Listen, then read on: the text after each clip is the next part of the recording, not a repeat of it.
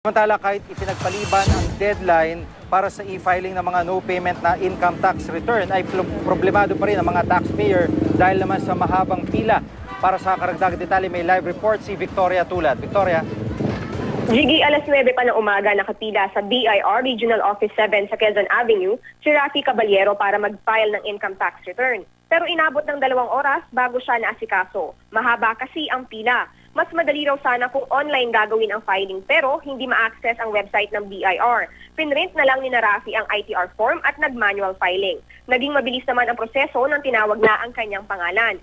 Inilagay ng encoder sa computer ang mga detalyeng nakasulat sa dokumento at saka nilagyan ng stamp. Kabilang ang accounting office na pinagtatrabahuhan ni Rafi sa mga sakop ng electronic filing o e-filing ng BIR. Pero pinayagan muna mag-manual filing dahil mahirap i-access ang website.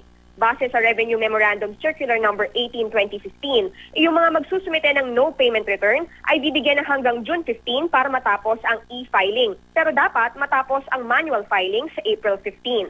Aminado si Henares na nagkakaproblema ang kanilang server dahil sarami ng taong gustong ma-access ito. Buwan-buwan nasa 2 milyong katao ang nag-e-filing. Pero dahil pinayagan muna mag-manual filing ang mga may no payment return, mababawasan ang mga nag-a-access sa website. Bibilis ang server at mabibigyan prioridad sa e-filing ang mga taxpayer na may kailangang bayaran. Paliwanag ng BIR, 2 ang klase ng e-filing. Ang isa ay nasa ilalim ng Electronic Filing and Payment System o EFPS, habang ang isa ay nasa ilalim ng e-BIR forms. Hinati sa dalawang ito ang iba't ibang klase ng taxpayer. Taong 1998 pa raw nagsimula ang e-filing at nakakasunod naman ang mga taxpayer. Noong Marso, inanunsyo ng ahensya na maghihigpit sila sa pagpapatupad ng penalties na posibleng dahilan daw kung bakit marami ang nagmamadaling mag-file.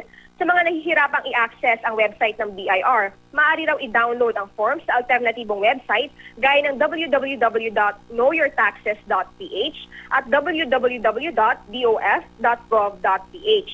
Bagaman may mga mag-e-filing, meron pa rin daw magma-manual filing.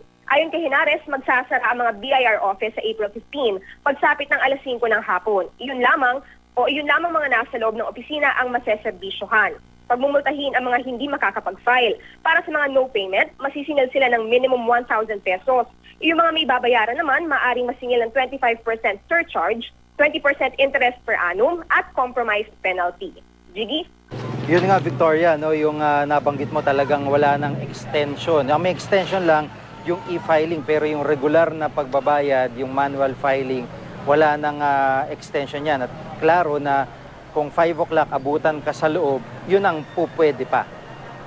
Tama yan, Gigi. Ayon dito kay Commissioner Kim Henares, umaabot naman ng mga 6 p.m., 7 p.m. yung kanilang mga BIR offices pagdating na nung mismong deadline. Pero yun nga lamang mga nasa loob ng BIR compound, yung kanilang sineservisyohan, at yung mga hindi na umaabot, yung mga nasasarhan na ng gate, Gigi, ay talagang napipinalize na at humahabol na lamang sa mga susunod na araw. Gigi? Yung pagpila ng mga kababayan natin, talagang marami pa.